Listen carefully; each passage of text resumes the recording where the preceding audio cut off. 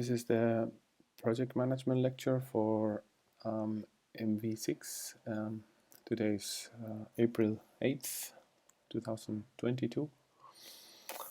And today we are going to continue with the concepts that we saw in the previous lectures, building up on the network theory. Okay. Today we are going to talk about project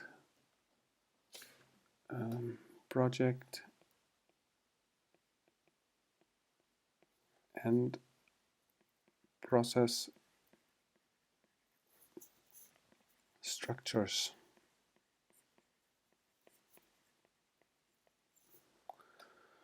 Okay, and we are going to learn how to quantify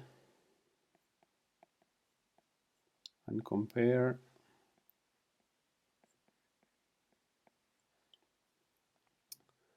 these structures.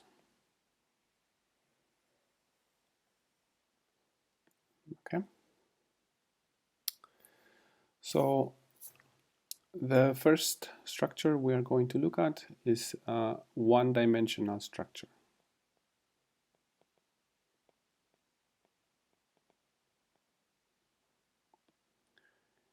You can think about this type of project as a pure hierarchical project.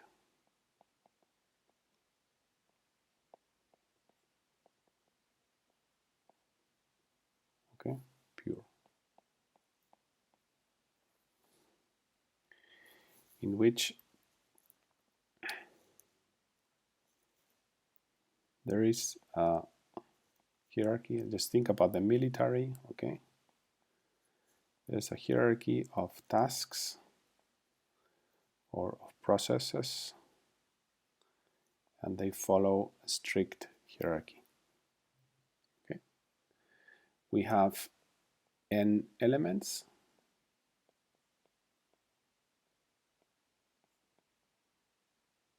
Okay, and we have n minus 1 steps to go through the whole hierarchy. Okay, so if this chain has a length of n elements, we're going to need n minus 1 steps to go from top to bottom. Okay?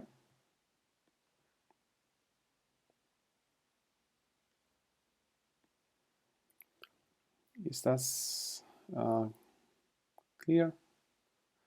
Does it make sense? So, can you follow? Yeah. If I'm going too fast, this is a little bit abstract, but just think about the military, okay? In the military, there is a pure hierarchical, in German you say Befehlskette, okay? And this it's a good example of how these projects or processes work. And to go from the top to the bottom, you need n minus 1. So let's look at the average path length depending on n. Okay, n is the number of nodes.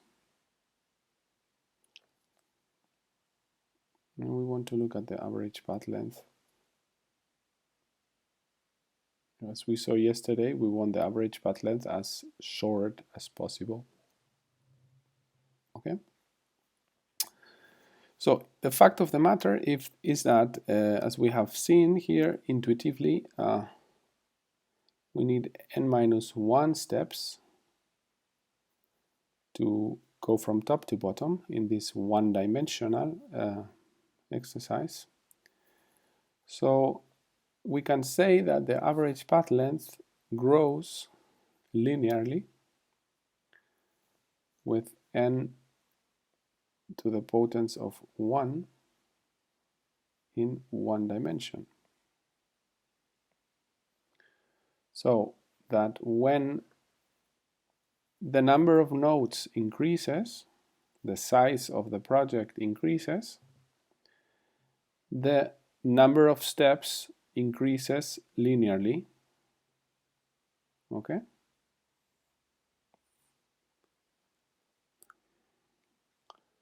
Does it make sense? So when n increases, the number of steps that I need to go from the top to bottom increases linearly, okay, n minus 1. Does it make sense? Please give me feedback.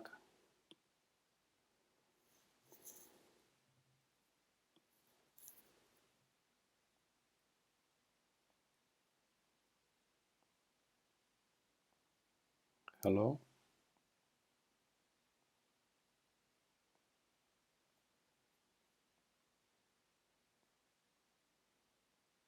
Yes.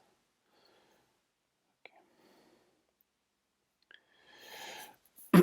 Good. This is, of course, not very, let's say, effective for big organizations.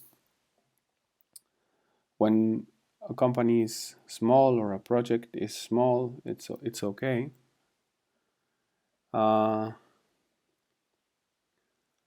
But it's not very effective if n goes big, because it tends to, I mean, if n tends to infinite, then n minus 1 tends to infinite, okay? So organizations try to organize differently.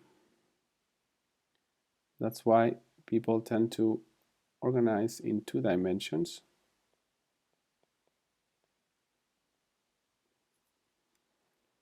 Okay, and this is what is called the matrix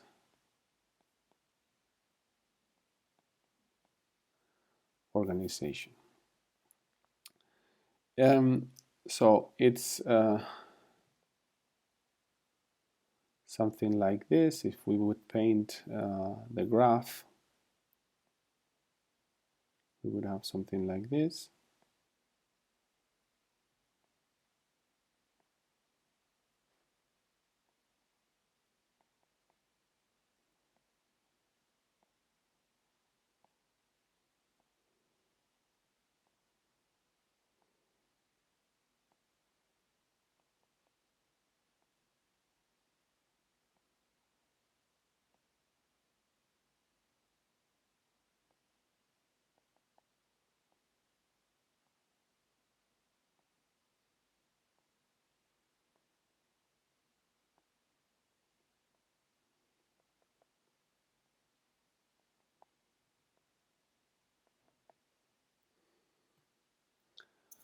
Okay, and if we have also n elements,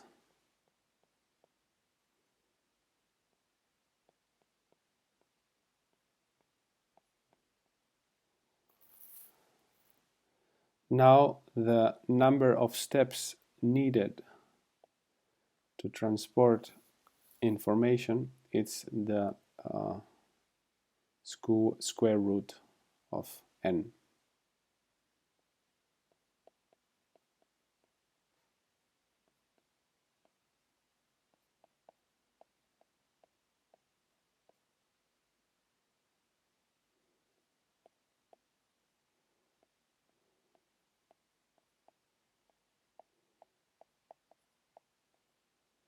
Okay.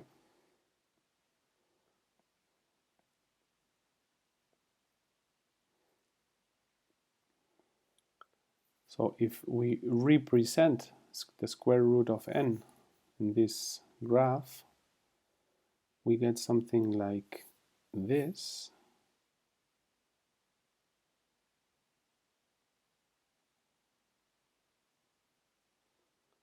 Okay, so this for two dimensions, as the square root is 1 n to the potence of 1 divided by 2 in two dimensions. And you can see the first effect. Let me put it pretty.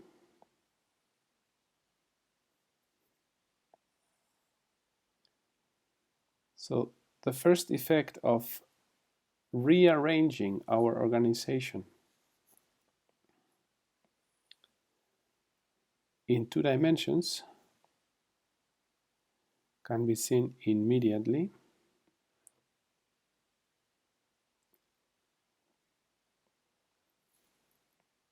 Okay, because now we have gained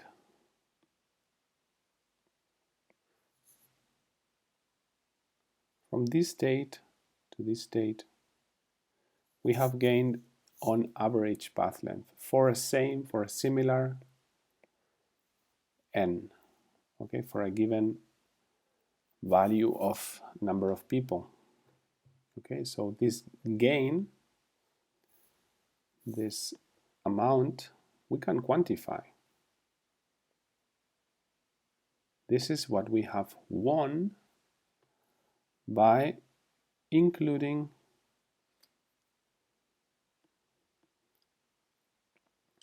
this new dimension. Okay, if here in the first one we were talking about hierarchy, okay, this was about hierarchy. Let me, how should I put it? Here, this is a hierarchical dimension. Okay.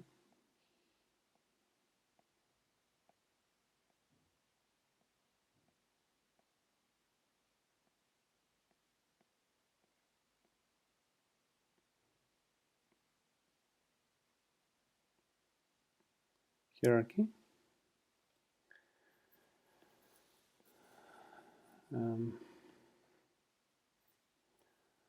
Try to do it pretty here.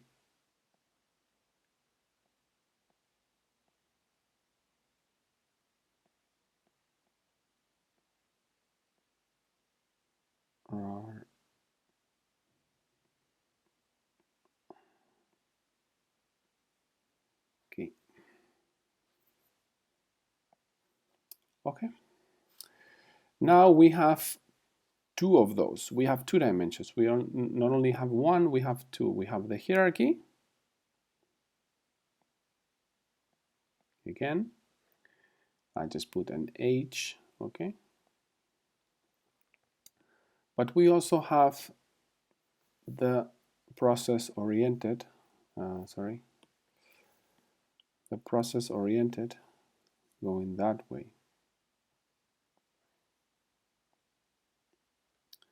Okay, this is what we called the value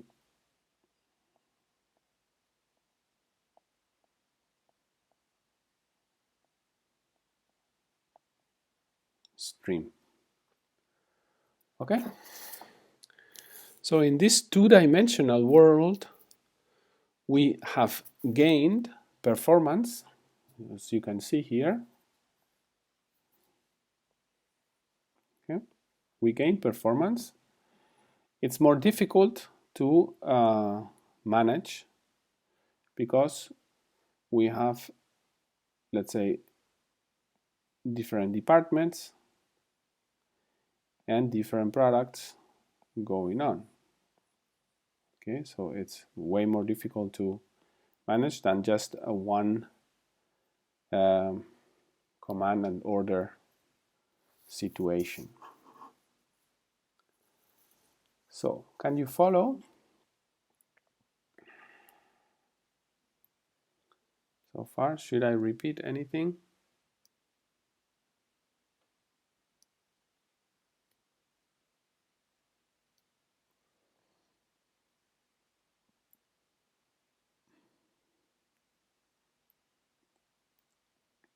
No.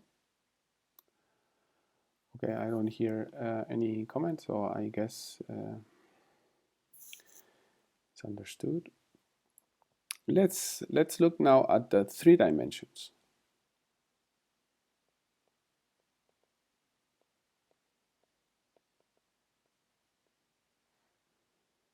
Three dimensions matrix.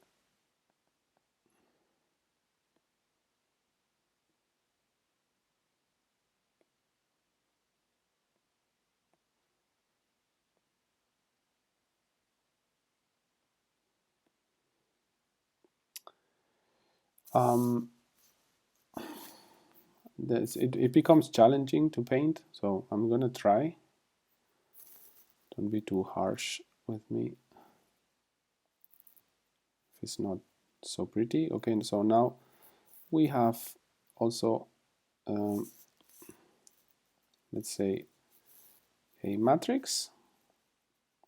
Okay, now imagine you have a project in a factory in Germany.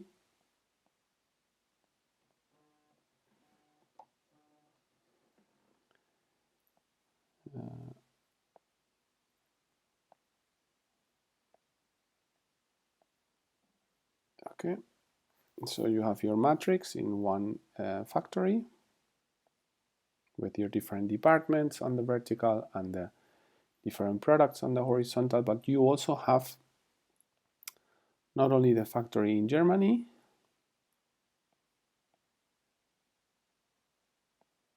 you have also the factory in, I don't know, in Izmir, okay,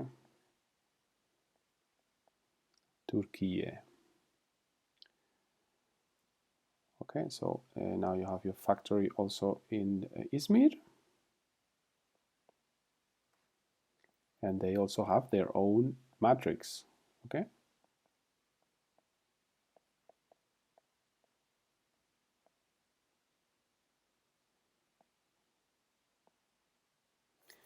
And you also have your factory in Suzhou in China.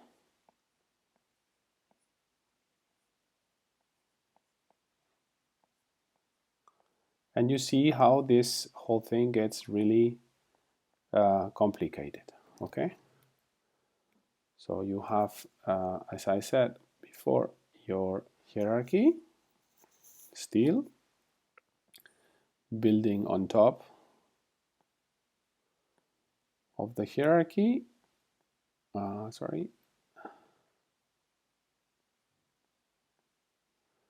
You have your value stream.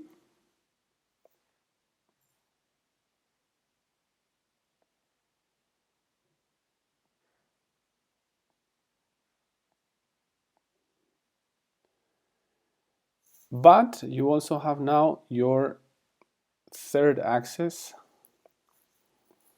because imagine you are going to try to standardize.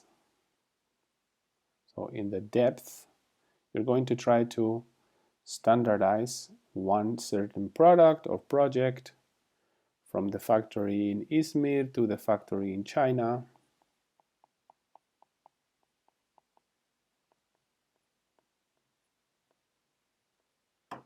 And you need to bring information back and forth from these two standards, from these two factories, okay?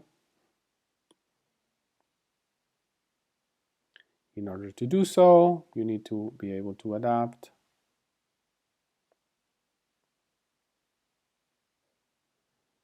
You need to be able to create a network for it. Okay, here we have also n elements.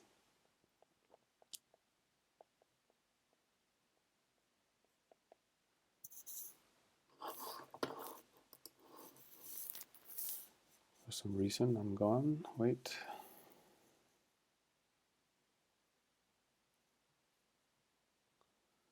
Wait a second, my iPad left.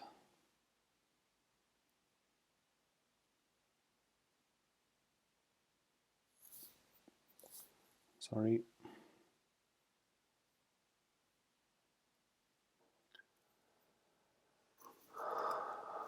Okay, so can you see me again? Yep. So I'm sorry, the iPad somehow disappeared from the connection. So we have n elements still, okay, the same n elements we had before, but now we are able to connect with more efficiency. So the number of steps that we need, steps to go through one node,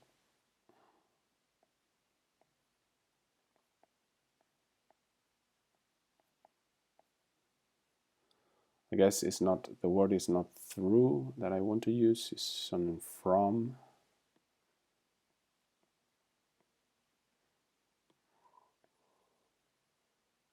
one node to another. Of course, I mean in average is the not the square root but the cubic root. Okay, so if we represent that here for small n's, it doesn't make a difference. When n becomes big, it makes a lot of difference.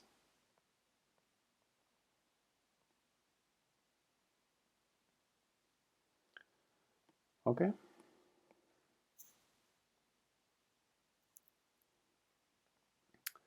And you see again, we have a performance increase because average path length is always being decreased.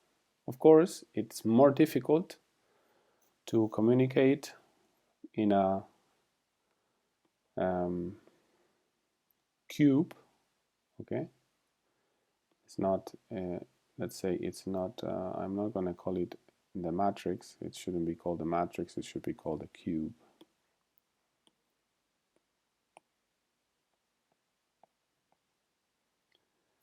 If we're going to give it names.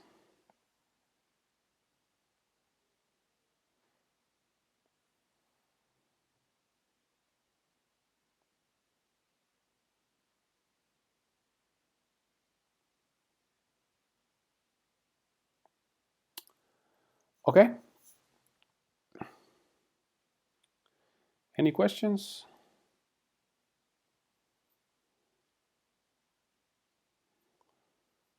Cool.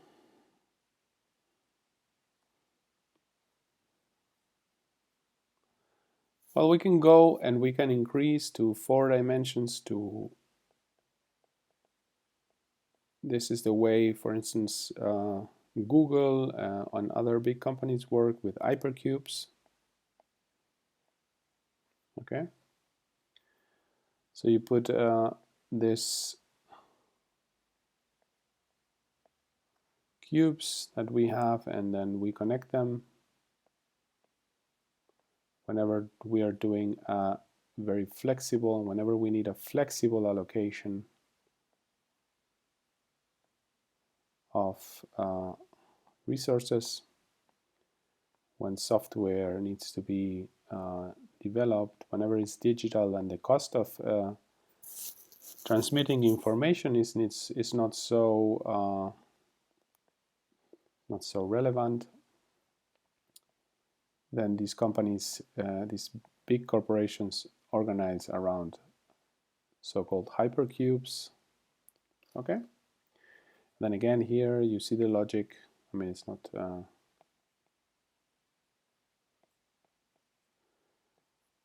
With 4 dimensions, we have this and stuff and so on. Steps to go from one node to another on average. And you see it's always the same logic.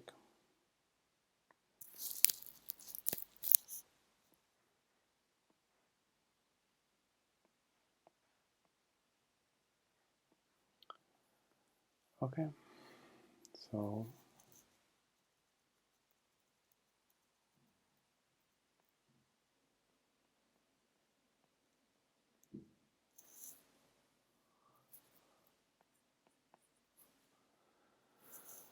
and so on and so forth. So once we have this, we can say, okay, what is the limit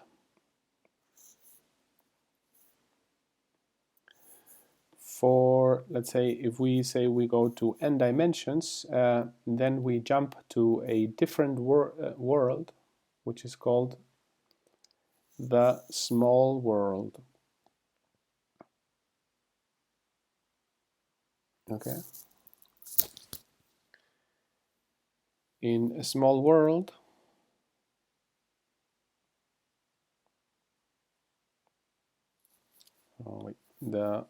in a small world,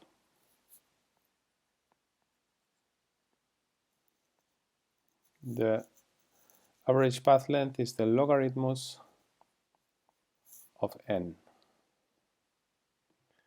And this is the way the internet usually operate, local networks operate. Okay. So in a small world,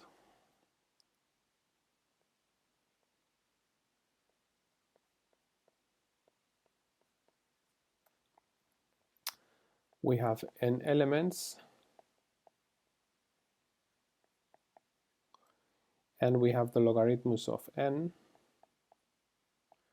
for the steps to go from one node to another.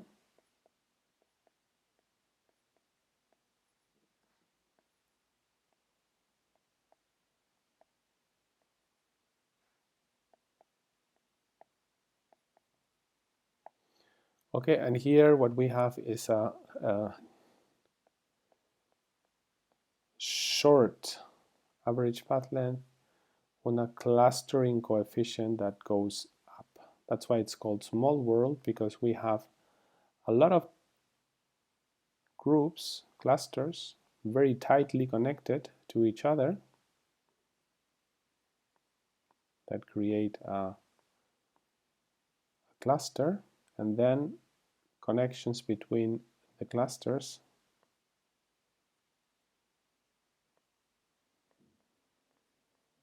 okay, that make the average path length to sink dramatically. This is a very effective way to operate. It's hard when the information exchange cost is high.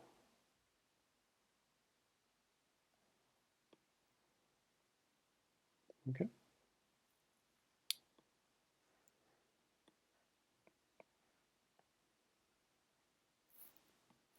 This is the way the internet, as I said, works. Small clusters of the internet, big websites and stuff. What is the limit? The natural limit. The natural limit is given by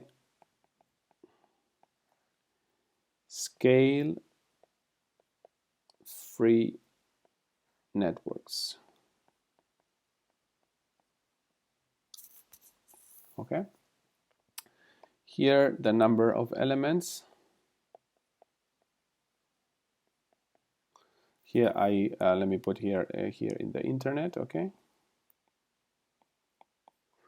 And scale free network is, for instance, the brain, the human brain. And here we have the logarithmus of the logarithmus of n. Okay. Steps to go from one node to another.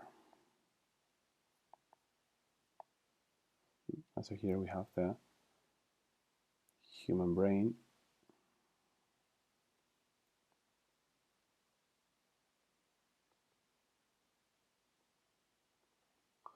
I like to make little pictures. I think it's easier later for learning. So if I paint a Homer Simpson, you don't forget.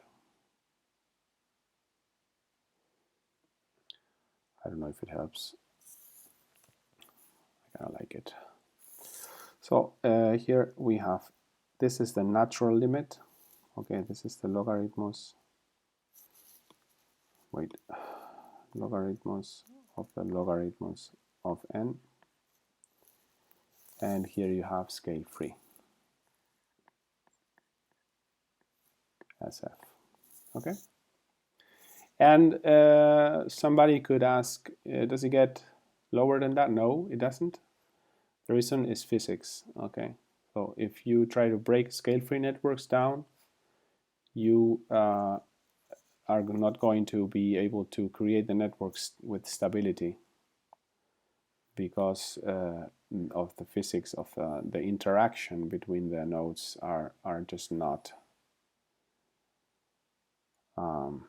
going to allow it.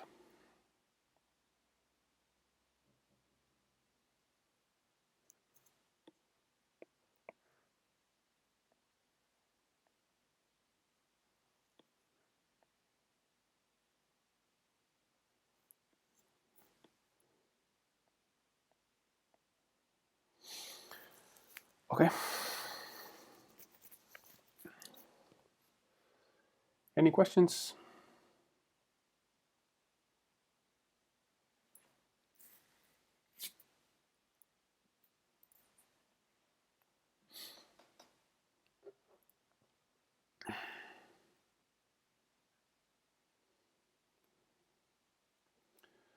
So you know how to calculate, well, of course, here the average path length goes way down and the clustering coefficient goes way up. Okay. And there are ways to measure it that help us get a grasp, an intuition of what or how these networks behave. It's not all clear yet how the brain behaves, but it's we can have an intuition of it. Okay, if you are interested, you can go to my website on the resources on my publications, and there are some articles about small world network motifs. Okay, this is a motif in a network. It's a way to describe certain patterns of communication, for instance, triangles like this. Okay, so the motifs of three nodes can be represented like this. Okay,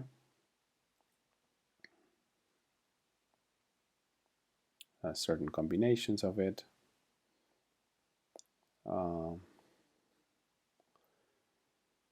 Yeah, so those are basically the motifs of three nodes being connected.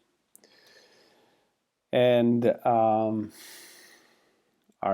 patterns of communications. You can look into that. I did some research on the topic some time ago regarding, I used a hospital network of people in hospitals to analyze the performance depending on the motifs being used.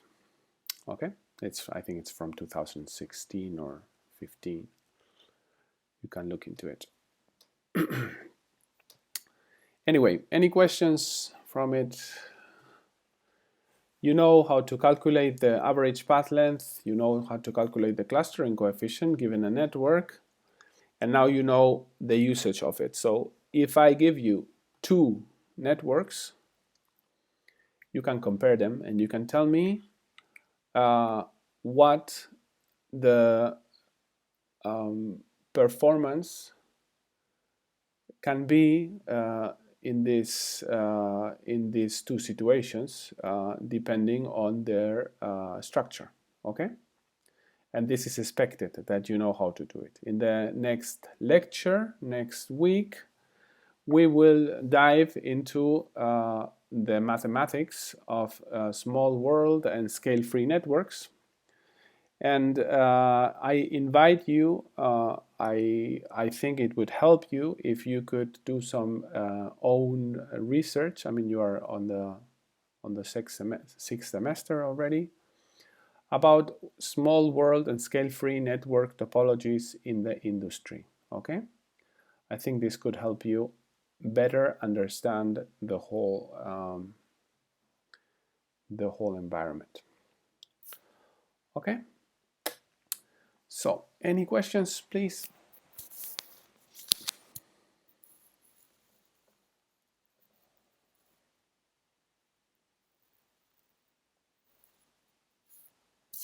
Is anybody there?